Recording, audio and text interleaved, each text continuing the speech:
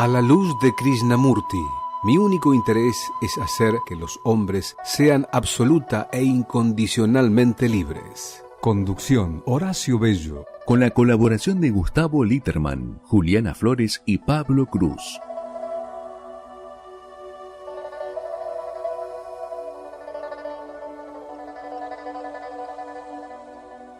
Buenas noches, amigos, amigas. Un nuevo programa de A la luz de Krishnamurti en nuestro ciclo 2025.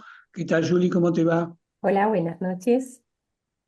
Buenas noches. Bueno, hoy tenemos una invitada especial, Sara Lara Alba. Tiene muchas A, pero vamos a tratar de que ese problema se solucione rápidamente. Es una amiga de España que ella misma va a hacer su presentación sobre su desempeño, su actividad, lo que hoy realiza, en qué lugar de España está trabajando, y luego de eso vamos a empezar a reflexionar sobre un tema central que va a ser el miedo, pero que como siempre es una excusa para ir recorriendo otras cuestiones. Así que no vamos a demorar más la presentación de Sara, le damos la palabra y hace su presentación. Sara, Muy buenas bien, noches. buenas noches, hola. Bueno, he de confesar así de inicio que nada más me estás diciendo que ahora me he de presentar, ya empiezan a subir los calores. Así que bueno, vamos a ello. En primer lugar, quería darte nuevamente las gracias por la oportunidad por haberme invitado y poder estar aquí y tener pues esta charla con vosotros. Y nada, pues bueno, yo soy de España, vivo actualmente, estoy en Barcelona nuevamente. He estado 12 años en el extranjero y hace un año y medio aproximadamente, pues ya volvimos a España, mi marido y yo. Y aquí estamos, eh, integrándonos nuevamente en nuestra cultura, ¿no? Pero con muchos aprendizajes y que al final uno vuelve bastante diferente de cómo uno se fue. Y justamente pues todo el proceso que yo he ido viviendo durante estos últimos años, que han sido muy internos también, por muchas cosas, ¿no? Pues uno que va viviendo y se va dando cuenta en base pues a enfermedades y cosas que han ido apareciendo, pues me condujo todo justo pues hacer esa labor interna, además de estar en un lugar en el que cuando estás en el extranjero muchas veces, pues a veces es difícil conocer gente, te invita mucho a justamente a esa soledad que viene bien para ir hacia adentro. Y todo ese proceso que yo viví, pues me ha llevado a ir sanando pues muchas cosas, enfermedades, cositas que he ido yo teniendo y que hoy día pues todo ha conducido a que ahora sea la persona que acompaña a otras personas que se encuentran también en esa situación, ¿no? Pues atrapados por el miedo o con enfermedades que de pronto pues llevan años ahí y no saben cómo salir de ahí, con dolores que son recurrentes y que muchas veces pues viene también muy a raíz de esa mentalidad que tenemos y que no somos conscientes y que nos estamos autodestruyendo de esa forma inconsciente y haciéndonos mucho daño.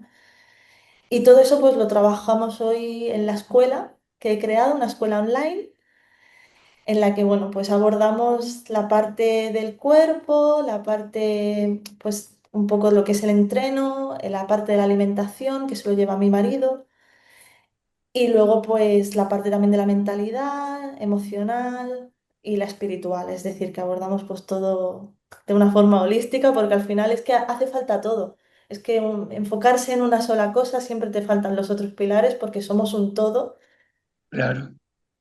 cuerpo físico, mente y espíritu, ¿no? Y no podemos olvidarnos de ninguno. Así que bueno, pues ahí en esas estamos, en un Le- proceso muy le- bonito. le- Les digo a nuestros oyentes y a la gente que nos ve online que recorriendo las redes, yo la conozco de casualidad, como ocurre en general, cuando no tenés una referencia específica, Y me llamó la atención una frase que ya ni me acuerdo cuál era, pero que se refería a una observación realista de la naturaleza del ser humano. Tendemos a caer en frases hechas que a veces, para no decir casi siempre, nos alejan de la realidad en cuanto a nuestras características y en particular a nuestras limitaciones.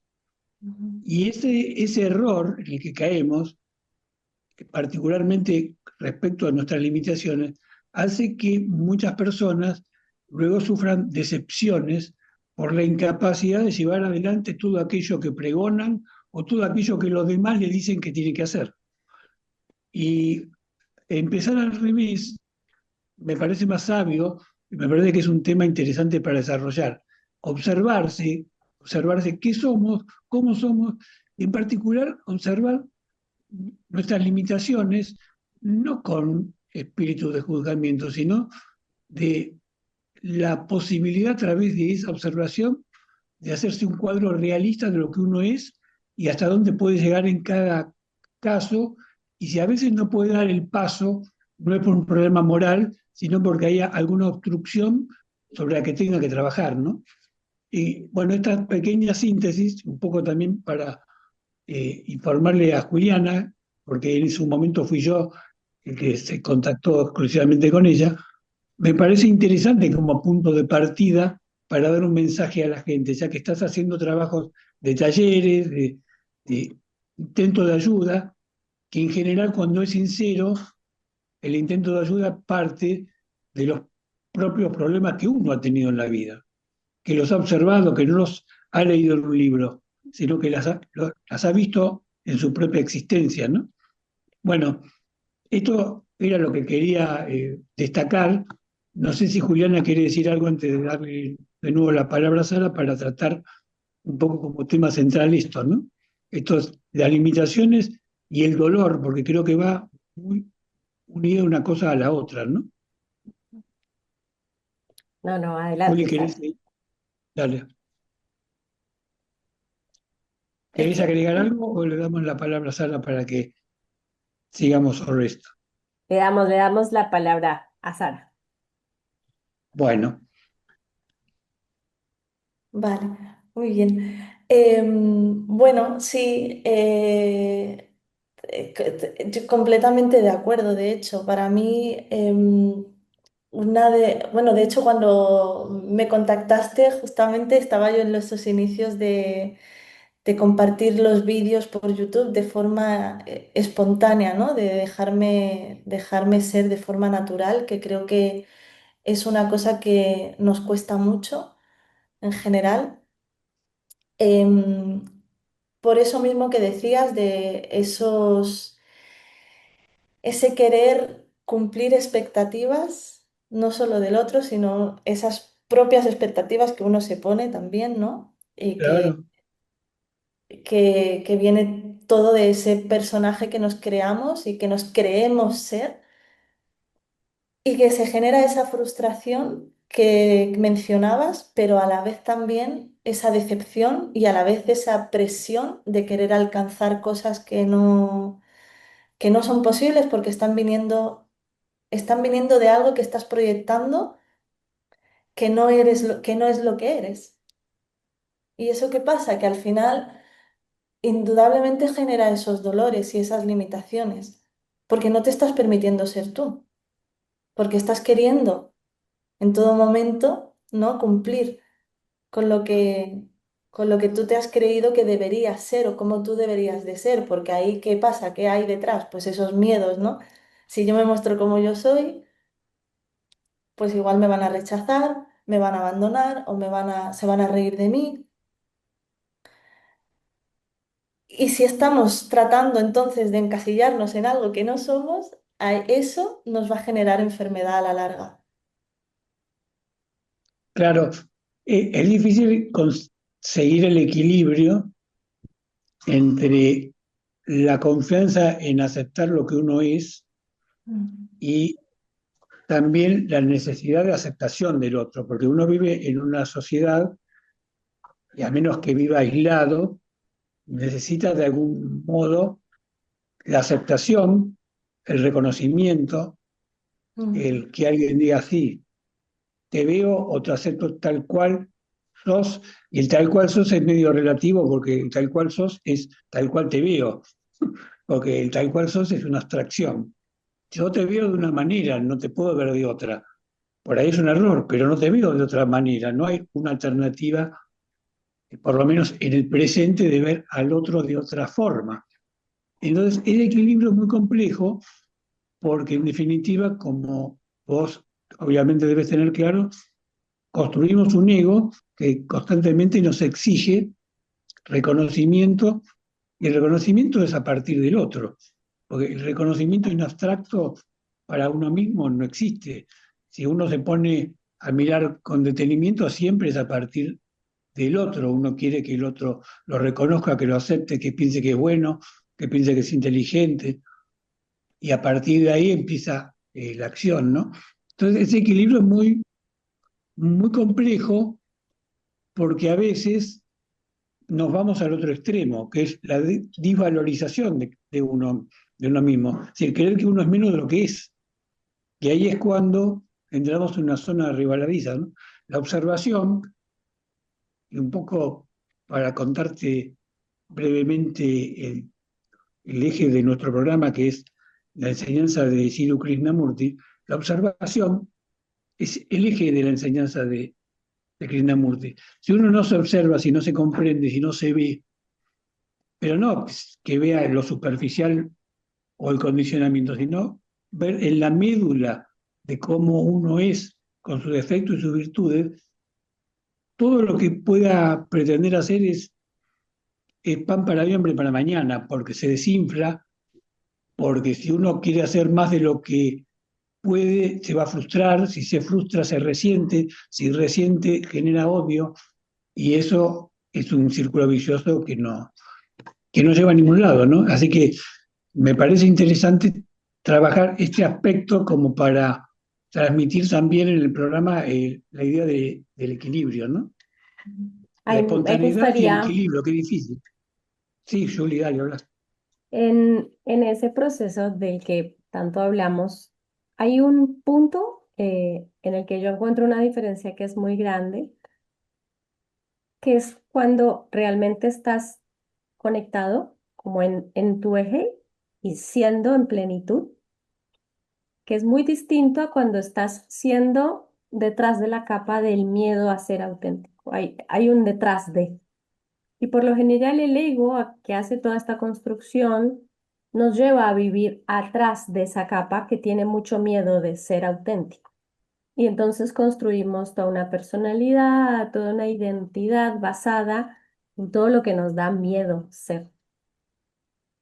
Los procesos de observación de los que hablaba recién Horacio sí los llevan a encontrar esa esencia que está dentro de toda esa construcción. Pero ese darse cuenta, ese observar, ese poder ver, es un gran paso que casi que yo diría que es uno de los pilares de poder hacer un vuelco real hacia otra manera de verse, que desde mi entendimiento no es otra cosa que la manera en la que vemos tanto nuestro mundo interior como el mundo en realidad. Entonces, ¿cuál sería desde tu experiencia y desde tu manera de compartirte con los demás, cuáles serían herramientas, mecanismos, posibilidades, ejercicios que conduzcan a ese darse cuenta? Porque a veces estamos en automático y ese darse cuenta, que es como el hilito, esa base de la que podemos dar ese paso inicial, a veces es difícil como de agarrarlo, me gustaría como empezar por ahí. Totalmente. Bueno, en mi experiencia, para mí lo que ha sido fundamental y sigue siendo es la meditación. Pero aquí, ojo con la meditación, porque hay muchos tipos de meditación y a veces creemos que la meditación es sentarnos a escuchar una meditación guiada que nos relaje y la meditación va mucho más allá y que es eso que nos invita a esa autoindagación y a esa autoescucha. Si yo estoy todo el rato con una meditación que me están guiando, no estoy dándome lugar a yo escuchar qué está habiendo dentro de mí, qué diferentes voces hay dentro de mí y a poder discernir entre ellas, por tanto. Y aunque uno cuando empiece no sea capaz de discernir, no se dé cuenta bien de dónde viene una, de dónde viene la otra, por lo menos ya estás entrenando el, el el hábito y la habilidad de ir poniendo atención y escucha a lo que hay dentro de ti. Y paso a paso, con el tiempo, con el seguir poniéndolo en práctica, porque esto tampoco, hablo aquí, parto de la experiencia, no funciona si si cogemos y meditamos un día o días puntuales y lo dejamos. No es como, tiene que estar a diario, porque cada día, como bien decíais también vosotros con el ego, ¿no? El ego se cuela por todas partes, es muy estratega, se cuela en el trabajo, en las relaciones, en cualquier lado se cuela. Entonces, partir el día centrándote desde esa autoescucha tuya te va a facilitar el que tú te vayas dando cuenta desde dónde tú estás actuando y el reconocerlo. Reconocer que si hay un miedo, que si nace una emoción, reconocer que está, no pasa nada, escuchémosla también, que también da mucha información, Claro. ¿no? Aceptemos que está como seres humanos que somos, no la escondamos, no queramos hacer ver pues eso, ¿no? Que no está. Pero claro, si uno no se escucha a sí mismo, es que no sabe, no. Bueno, al final vas en esos automatismos, ¿no? Al final vives sin saber bien Claro, de yo dónde por eso viene. a veces me parece que ese escucharse a uno mismo está disfrazando, o sea, hay un disfraz que está tapando eso que yo creo que soy. Entonces también esta herramienta de la que tú hablas, seguramente que logre que uno pueda diferenciar cuál es la auténtica, cuál es esencia y cuál es mm, espejismo, proyección, cuál es ese montaje psicológico que armamos para mantenernos, no sé si distanciados de nosotros mismos o salvarnos de la sociedad o todas estas como juegos Creo que que un hace el ego. poco, sí, perdón, yo agregaría, un poco para completar lo que dicen ustedes dos, que uno de los caminos más útiles desde desde el buen sentido de la palabra para que la meditación sea real, auténtica, es evitar el juicio, Ujú. porque tenemos, entre tantos automatismos, el automatismo del juicio inmediato de todo lo que observamos. Y a veces el juicio termina siendo la observación misma. Eh, Mezclamos tanto las cosas que no sabemos si estamos mirando el hecho o si estamos mirando el juicio, porque el juicio le da color al hecho y lo invade con tanta fuerza ese color que termina siendo el hecho mismo desde nuestra psiquis. Entonces, me parece que desmontar el juicio como trabajo personal, ya que estás invitando a la meditación, y seguramente lo vamos a ir completando en la segunda mitad del programa porque es algo muy interesante, desmontar el juicio como acompañante obligatorio de la observación. El juicio hay que suspenderlo porque no cumple ningún rol en la observación. El juicio, en todo caso, es un mecanismo para la acción a posteriori, pero si yo no termino viendo y no termino conociéndome, siempre mi acción va a ser distorsionada. ¿No les parece? Me parece muy importante esta idea del juicio como para transmitirlo como mensaje, ¿no? Y otra cosa que me gustaría agregar, y te voy a preguntar a vos en particular, Sara, si ustedes hacen actividades de meditación con con alguna metodología, antes de cerrar la primera parte del programa, me gustaría agregar que la meditación se puede realizar en cualquier momento, en cualquier lugar y en cualquier circunstancia. La cuestión es estar alerta y tener una mente atenta y vigilante y sin juicio. Si uno puede lograr eso, yo puedo estar tomando el bus, el tren o el avión y puedo estar meditando y me puede llegar a ser muy útil si tengo una situación estresante, porque ese estado meditativo por ahí me ayuda a tomar la decisión más inteligente, ¿no?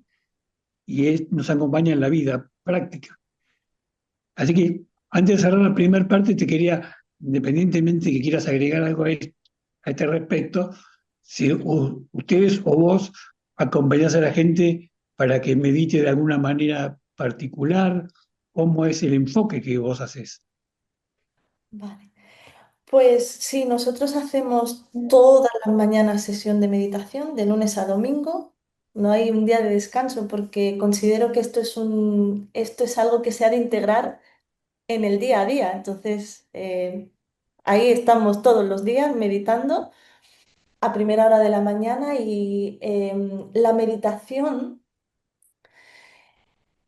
toda la razón a que quiero añadir antes, a que esto es algo que se puede hacer en cualquier lugar y en cualquier momento, pero cuando uno no tiene el hábito Claro, y no sabe bien lo que es meditar, porque a veces es lo mismo estar meditando que estar contemplando o que estar, claro, a veces me preguntan, ¿y sirve si estoy en una actividad mientras estoy meditando, ¿no? Si estoy dando un paseo o estoy, no sé, bailando, pintando, coloreando?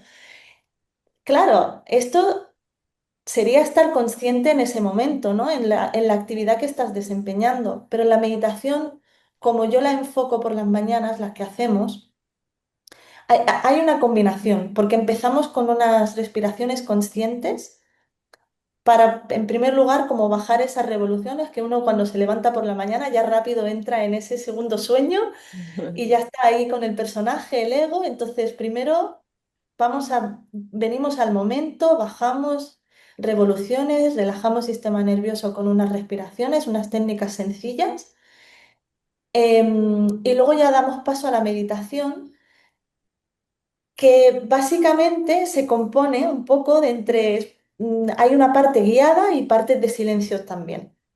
Siempre invito a tener esas partes de silencio para que las personas en ese preciso momento se puedan ir dando cuenta de qué pensamientos están aflorando aquí, qué sensaciones estoy sintiendo. A lo que al final le invito es a que haya conciencia de lo que está viendo en ese momento. Entonces sí que hay una parte de guía inicial de cómo abordar la meditación, de cómo diferenciar a veces esas diferentes voces, aquellas que me hacen sentir más pequeño o aquellas que me engrandecen y aquello que realmente yo siento con certeza y paz dentro, que eso ya se enfoca más a lo que sí que soy, a cuando no me estoy ni engrandeciendo ni empequeñeciendo. Y luego en esos espacios de silencio para que tú te permitas, ¿no? Darte cuenta por ti mismo y a la vez ejercitar el ir soltando eso que está apareciendo, soltarlo, dejarlo ir, sin juzgarlo en el sentido de aparece, es perfecto, está bien, funciona así. O sea, meditar no es sentarse y estar con la mente en blanco y relajado. De claro. hecho, nos vamos a encontrar con cosas que nos incomoden. Por eso al final mi invitación es esa, a meditar sentado sin movernos, porque aquello que aparezca he de ser capaz de sostenerlo. Y si aparece una incomodidad en mi cuerpo, es porque hay una incomodidad en mi mente. Y si yo no soy capaz de sostener eso en ese momento, ¿qué voy a ser capaz de sostener de las cosas que me pasan en la vida? Entonces, es ir viendo, ¿no? Ir reconociendo y sosteniendo aquellas cosas que van apareciendo y que voy sintiendo en ese momento y reconocer eso como es lo que hay ahora. Entonces, eso es la realidad en este momento tuyo, para ti. Y Muy soltarlo en interesante. Perdón, Termina. todo esto. No, termina el comentario. Y bueno, y luego acabamos la sesión siempre con una pequeña parte de reeducación también, de cómo nos hablamos, ¿no? Porque a veces, pues, cómo nos compartimos y cómo nos comportamos y cómo estamos siendo, cómo hablamos con otros, también viene causado a cómo nos estamos hablando a nosotros mismos, esas heridas. Entonces es importante cada día también empezar a hablarnos un poquito mejor y a amarnos, ¿no? Entonces ese final de la sesión siempre dedicamos un pequeñito espacio a esto. Entonces al final Bueno, lo hago es una combinación de los diferentes aprendizajes que yo adquirido, de cómo lo que a mí me ha ayudado y es así como lo hacemos. claro, hacerlo de una forma pragmática, no dogmática, no hay una fórmula infalible, todo es producto de la observación y de la propia experiencia y de lo que uno va adquiriendo a partir de esa misma observación. Ahora vamos a cerrar la primera etapa, vamos a hacer un intervalo musical y vamos a entrar luego en la última media hora del programa, así que nos reencontramos en un par de minutos. Gracias. Sin miedo, lo malo se nos va volviendo bueno. Las calles se confunden con el cielo y nos hacemos aves sobrevolando el suelo así sin miedo. Si quieres las estrellas, vuelco el cielo. No hay sueños imposibles ni tan lejos. Si somos como niños, sin miedo a la locura, sin miedo a sonreír, sin miedo sientes que la suerte está contigo, jugando con los duendes, abrigándote el camino, haciendo a cada paso lo mejor de lo vivido, mejor vivir sin miedo. Habíamos quedado un poquito colgados de la meditación y describiendo acá con Sara cómo ella, con sus grupos o con las personas que la acompañan, encaran la meditación. Y yo le destacaba a ella, y creo que ella lo compartía, que uno puede estar meditando en cualquier momento, en cualquier circunstancia y en cualquier lugar. La cuestión es ejercitar tu capacidad de observación para que esa capacidad se pueda ejercer en cualquier momento, cosa que obviamente es mucho más difícil en circunstancias complejas. Como bien dice ella, si uno no está acostumbrado a meditar y no lo ha hecho nunca, porque está siempre a mil, acelerado o siempre viviendo en el mundo externo, es muy difícil en una situación por ahí compleja poder lograr un estado meditativo, por lo que es muy útil lo que ella sugiere de generar condiciones físicas para que eso ocurra, incluso aprendiendo a respirar, cosa que es clave, fundamental, para que esa meditación se pueda desarrollar. Pero también es cierto que en la medida que uno, esa gimnasia, para darle un nombre, la va adquiriendo, puede ir comprendiendo que el estado meditativo puede llegar a ser un estado, si no permanente como ideal, algo, digamos, presente en tu vida cotidiana. Y a partir de ahí creo que, y esto me voy a permitir hacer una pequeña reflexión para invitar a las dos a compartir y a dar su punto de vista, la cuestión es darse cuenta que hay muchas obstrucciones para vernos. Algo dijimos antes, el ego se construye a partir de la necesidad de supervivencia y ese ego se va adueñando de nuestra psiquis, se va adueñando de la imagen, no solo la imagen que emitimos hacia otros, sino la imagen que tenemos hacia nosotros mismos. Y ese ego juega un rol protagónico en la obstrucción del ver. Eso por un lado. Y lo otro que es importante es, y creo que lo dijo un poco a la pasada Sara, el dolor. El dolor es un instrumento, entre comillas, que nos permite escaparnos permanentemente. Cuando surge el dolor, nuestro ego prende una alarma y dice, de acá escapémonos, vayámonos, vamos a otra cosa. Y ese escaparse es un modo muchas veces perverso de evitar la observación de lo que uno es, porque como dijimos antes, no, si uno no se puede observar, nada puede obtener como resultado positivo, ¿no? Bueno, quería hacer estos dos comentarios sobre el estado meditativo para darle un concepto amplio, a ver cómo ellas lo ven y de esa manera poder transmitirle a nuestros oyentes también algo práctico que tenga que ver con la vida cotidiana, ¿no?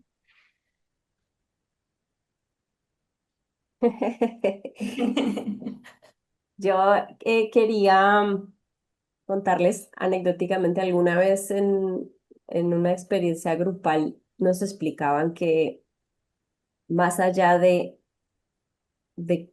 cómo era la meditación con la que uno aprendía a estar en uno mismo, que en realidad es la finalidad de la meditación, ya cuando se creaba el hábito de la autoobservación, la meditación se convertía en ese estado meditativo del que Horacio está hablando, y meditar se convertía realmente en encontrar el punto medio, en encontrar la media.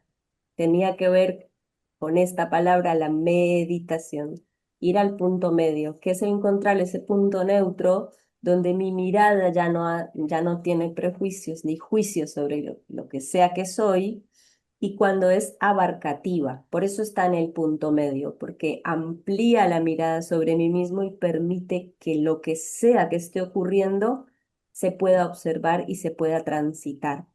Así que es una de las enseñanzas más grandes que he recibido en mi vida y creo que es una linda manera de visualizarlo. Ese punto medio al que accedemos cuando encontramos el hábito, entonces ya podemos ir caminando y estamos buscando ese punto medio. Empezamos a habitarlo mucho más que los estados un poco más alterados y un poco más dramáticos, digamos.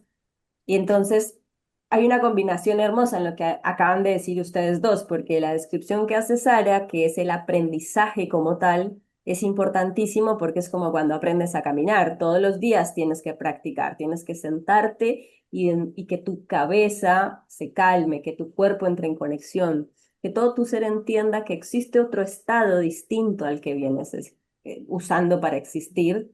Y luego aquello que está hablando Horacio, que es lograr habituarse a permanecer en ese estado. Entonces, son dos muy lindos puntos a conectar con esta visualización del punto medio.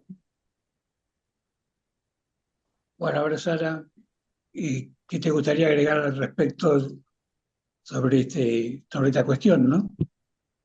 Bueno, ahora me gustó mucho cómo lo ha definido Juliana, esta unión, ¿no? Y este punto medio, porque, claro, es verdad también que esto, lo que practicamos, se trata de que se lleve a ese día a día, que no se quede ahí, ¿no? Porque, claro, y esto pasa muchas veces, que uno se sienta a meditar, pero luego cuando acabo la meditación vuelvo otra vez a perderme, ¿no? Vuelvo otra vez a ese patrón, a ese personaje y luego otra vez no me doy cuenta de cómo estoy actuando ni de lo que está floreciendo, ¿no? Entonces, como es, es encender o activar esa autoconciencia para que a lo largo del día cada vez estés más presente en cada acto, ¿no? En cada momento del día. Y es muy bonito, realmente es que vivir desde ahí es muy bonito porque te permite al final pues saborear, ¿no? El lugar en el que estás, las cosas, vivirlo de verdad. ¿Cuántas veces uno está en el lugar y realmente no está, ¿no? Porque está pensando en muchas otras cosas y Está luego, en otro lado, sí. claro, y luego resulta que no hay tiempo, o que pasan cosas que no nos estamos ni dando cuenta porque no estamos en ese lugar, ¿no? Y en eso que ahora pues nos está tocando vivir, ¿no? En ese momento, en ese lugar. Y nos perdemos así las cosas y la vida. Y me ha gustado mucho también lo que has traído, Horacio, lo que has comentado del dolor, porque es que es totalmente, yo, bueno, yo lo siento así, como también, como un mecanismo, em, además que nos hace sufrir mucho y que no nos ayuda si lo que hacemos, claro, es que aquí, cuando estabas hablando, digo, está el dolor físico y el dolor emocional, ¿no? ¿verdad? Claro, y si aparece ese dolor emocional y ese dolor que uno muchas veces define como que se te desgarra incluso el alma, uno no quiere mirar eso, no quiere afrontar eso. Y ahí es cuando vamos poniendo esas capas y desapareciendo y dejando de ser quienes somos realmente. Esa es una Sí, trampa. vos fíjate que es una trampa cuando hablabas distinguiendo el dolor físico del dolor del alma, para darle un nombre. Parecería que el ego no está muy canchero, decimos canchero en Argentina, no está muy, digamos, habituado a encarar el dolor del alma, porque si a mí me duele la rodilla porque me golpeé, me tomo un analgésico y hay una relación causa-efecto. Si me tomo un analgésico, se me va el dolor de rodilla. Pero si yo me escapo al dolor de alma, lo único que logro es profundizar el dolor, porque ese dolor se va a enquilosar y se va a hacer presente en los momentos menos oportunos, me va a generar problemas mucho más graves que los que hoy tengo y se va a agudizar esa enfermedad del alma y en vez de ser una herramienta, el escape, termina siendo un veneno. Creo que hay una falta de educación en la comprensión de nuestra alma, en la medida de que no le tenemos confianza al ver lo que somos. Si tenemos confianza, las cosas van a ir mucho mejor. Si yo me miro y me miro con amor, seguramente las cosas van a ir mucho mejor que antes.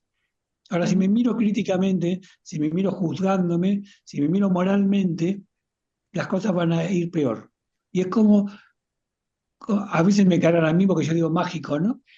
Pero es como mágico porque hay otros factores que influyen en eso que hace que las cosas se equilibren y que se den de otra manera, sin la fuerza de mi voluntad, de mi ego.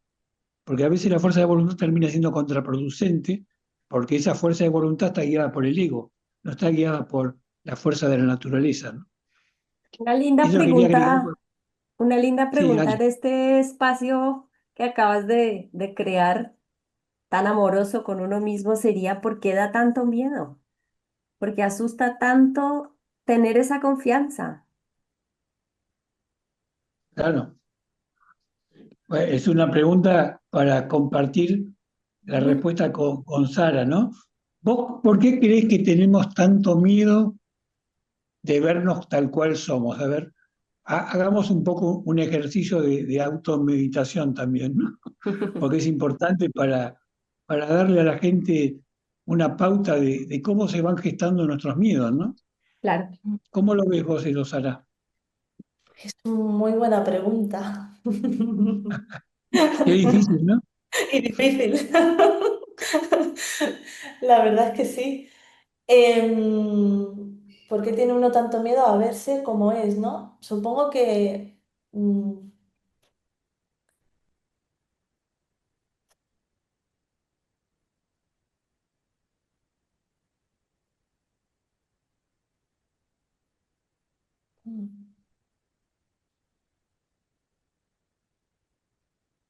a mí lo que me viene cuando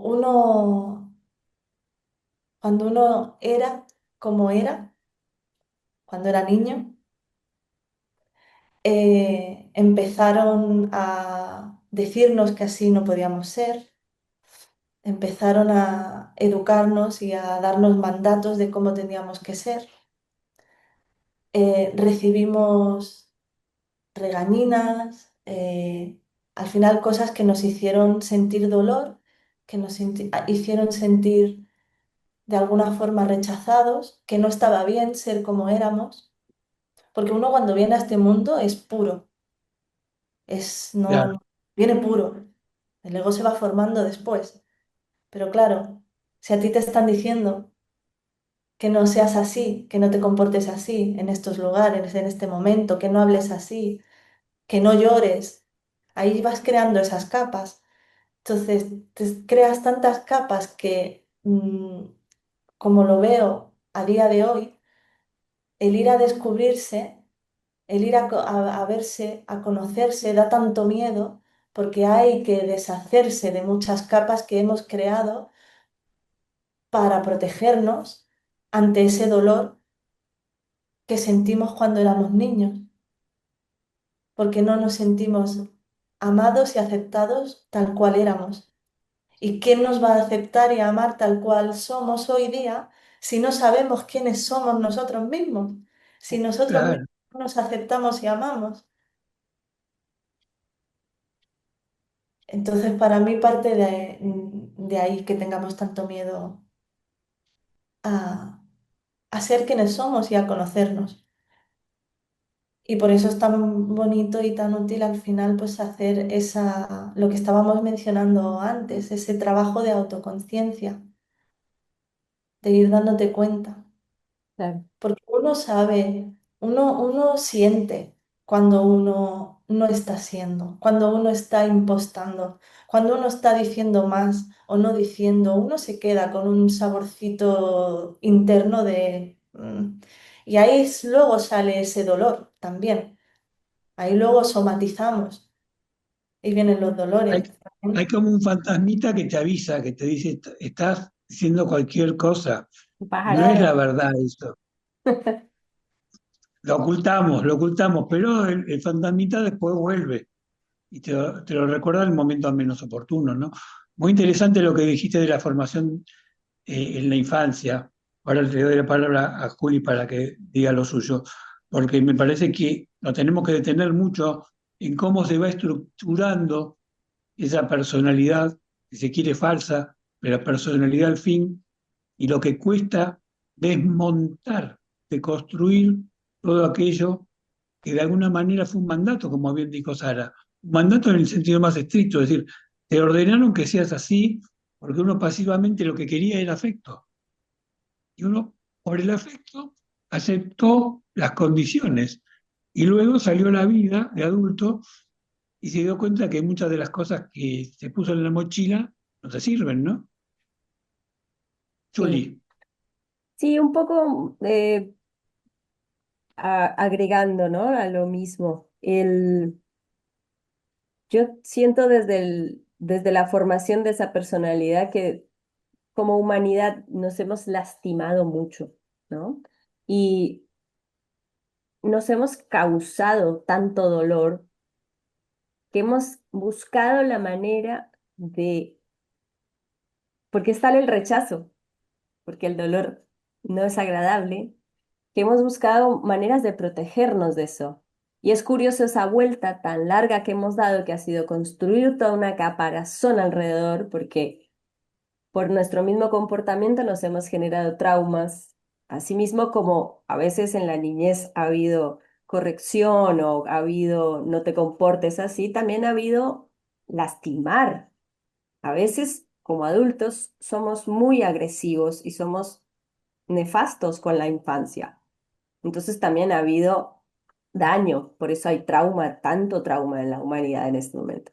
Pero lo curioso es que lo que hemos encontrado para resarcir esa lastimadura ha sido construir un caparazón muy duro y nos está costando ir a encontrar la fuerza en otro lugar. Encontramos la fuerza en impostar toda una personalidad y no encontramos la fuerza en desarmar esa estructura y decir, pero si la esencia en su pureza no va a querer dañar. Si lo que tenemos en esencia y lo real y lo auténtico, lo último que va a hacer es juzgar o salir de ahí a lastimar. Es igual es lo que considero que llamamos este gran despertar, ¿no? Ahora tenemos estas conversaciones que antes no existían. Antes era simplemente tenés que ser fuerte, tenés que salir adelante y tenés que sentirte bien. Lo que esté ocurriendo allá adentro. Y entonces, en buena hora, para mí en buena hora, podemos tener estas conversaciones y podemos ir a ver que cuando niños, por ahí la pasamos muy mal y podemos usar eso como fuerza hoy.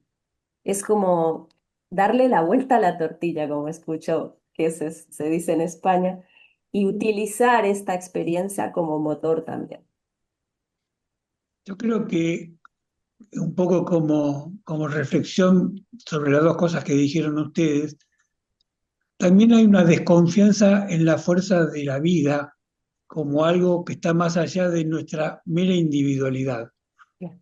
Si hay algo que nuestra tradición individualista socavó en el ser, fue la idea de que solos podemos salvarnos en el sentido más estricto, de como que uno es en relación a los demás separado, Claro. cuando la vida es algo muy distinto. Uno es parte de un todo y no es una mera frase, es la realidad, porque en la medida que vos te alimentás del afecto de los demás, sos mejor persona, en la medida que estás atento al otro, sos mejor persona, en la medida que te observas en razón de la necesidad del otro, sos mejor persona, y la naturaleza te va dando cosas que ni siquiera uno imagina, y que de repente surgen y que no fueron producto de tu voluntad, sino que fueron producto de las circunstancias.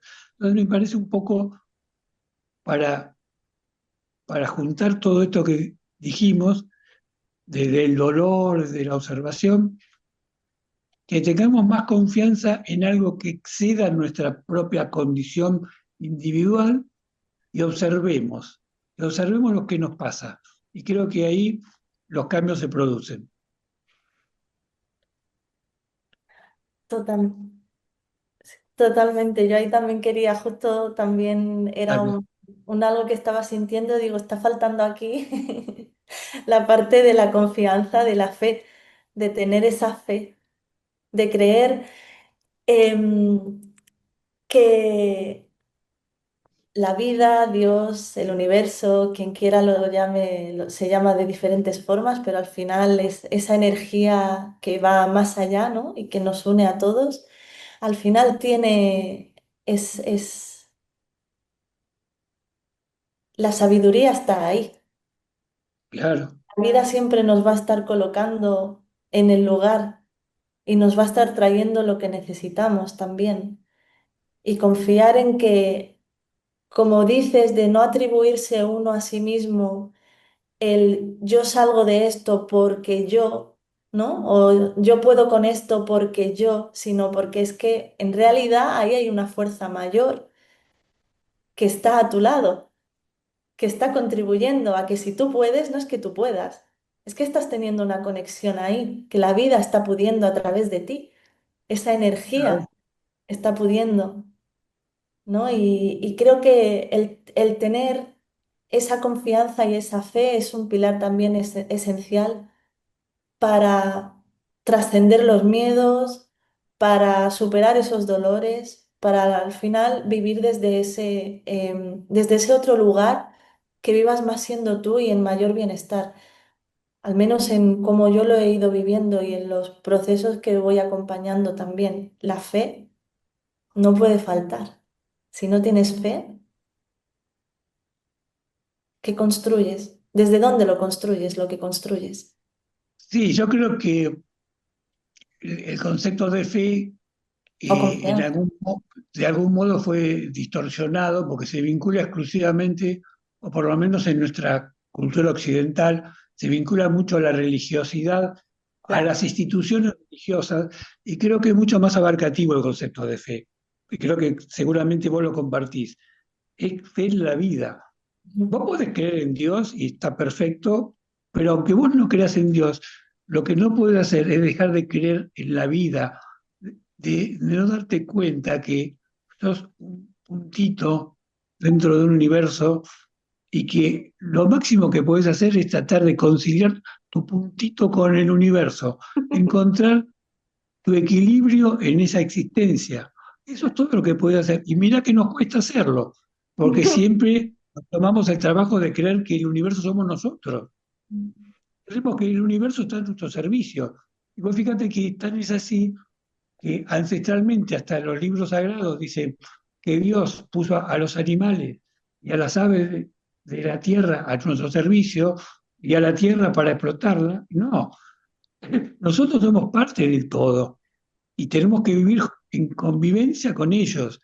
Y cambiar ese chip es tan complejo porque viene de Mm, mucho arrastre, ¿no?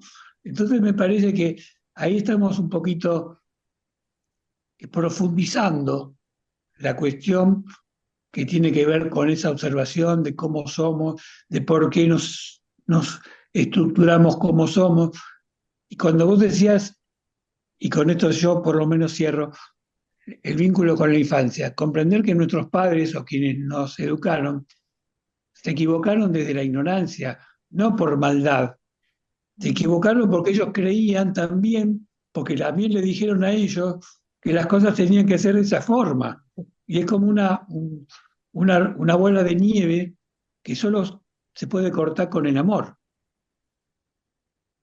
Y el amor tiene que ver con darnos cuenta que somos limitados, somos simplemente seres humanos. Tengas mucha plata, tengas poca, seas muy bello o muy bella, seas feo, gordo, flaca, sos un ser humano.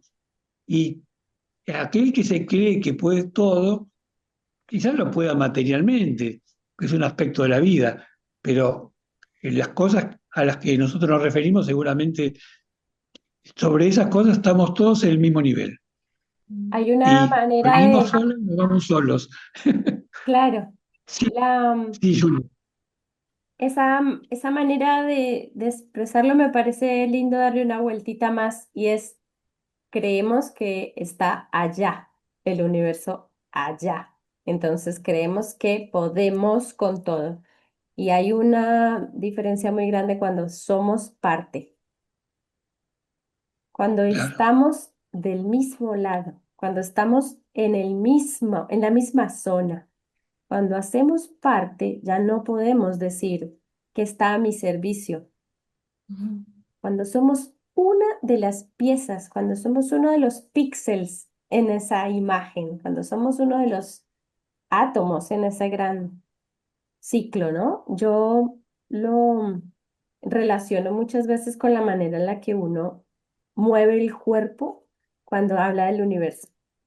Eso que está allá y hace casi siempre los brazos se van y pensamos en el claro, universo como una cosa que está lejos.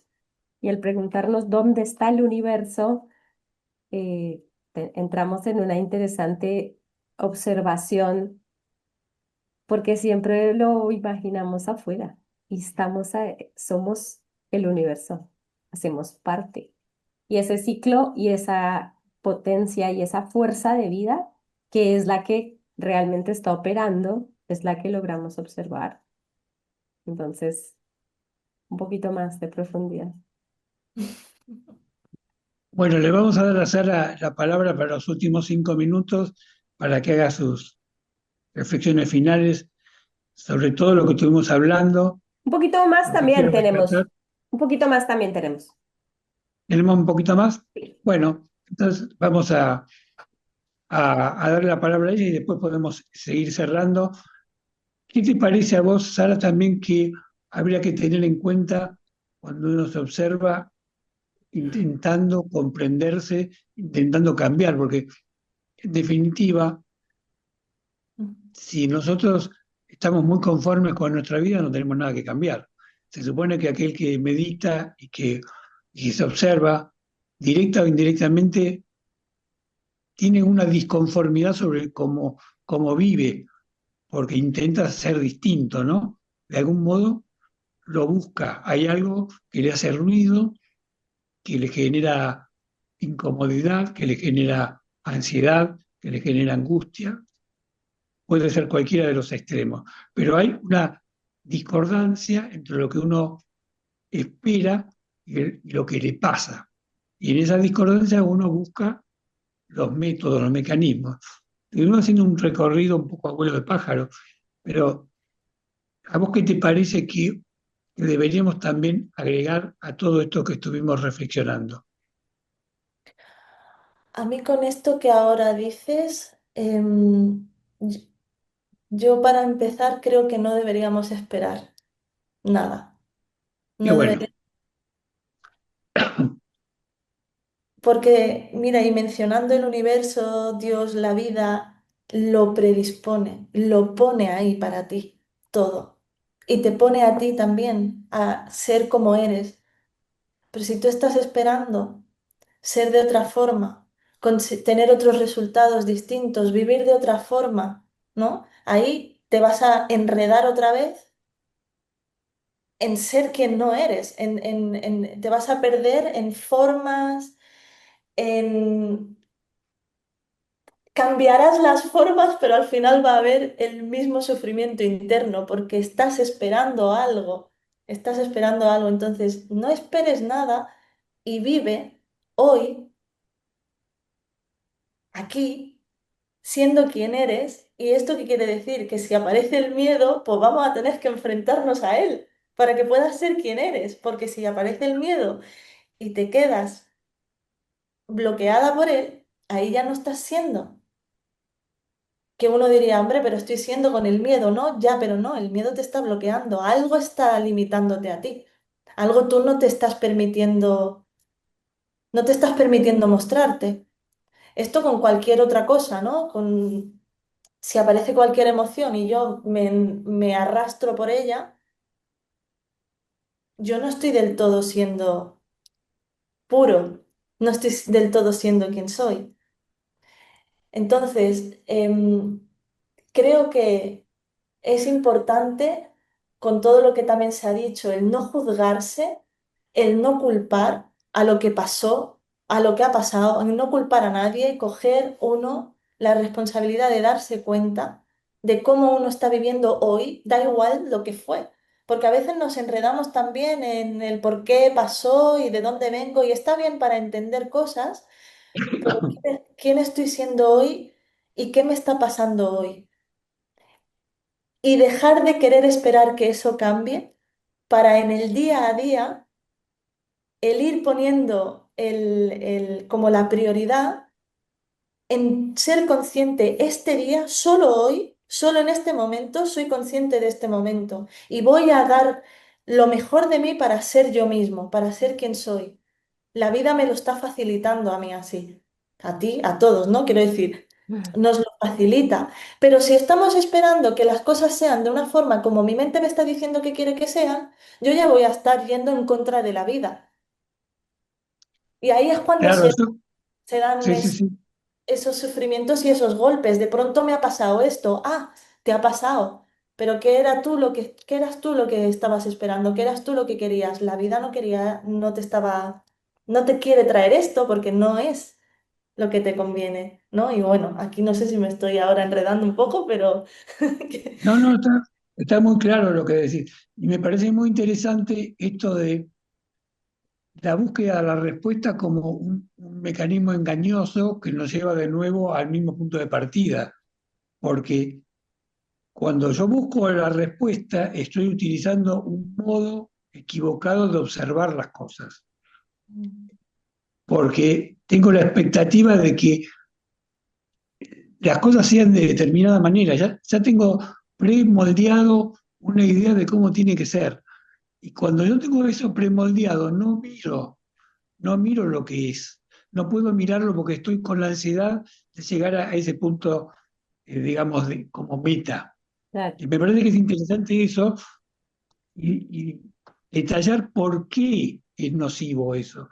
No por una frase rimbombante que esté de moda, como cuando dicen hay que vivir el presente. Bueno, ¿qué quiere decir vivir el presente? ¿Hacer lo que se te da la gana? No.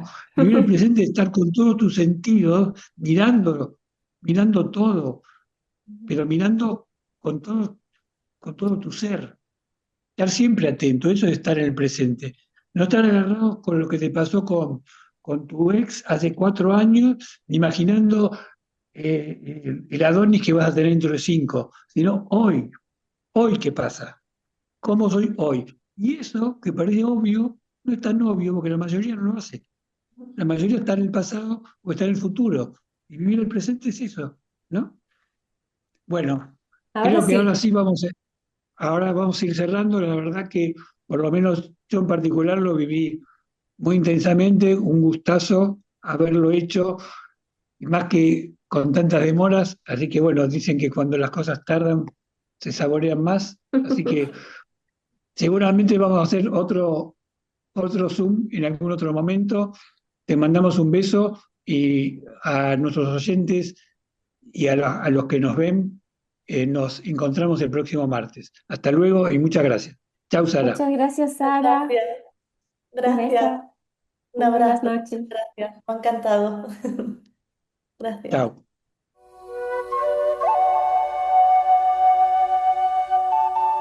A la luz de Krishnamurti, mi único interés es hacer que los hombres sean absoluta e incondicionalmente libres. Conducción, Horacio Bello. Con la colaboración de Gustavo Litterman, Juliana Flores y Pablo Cruz.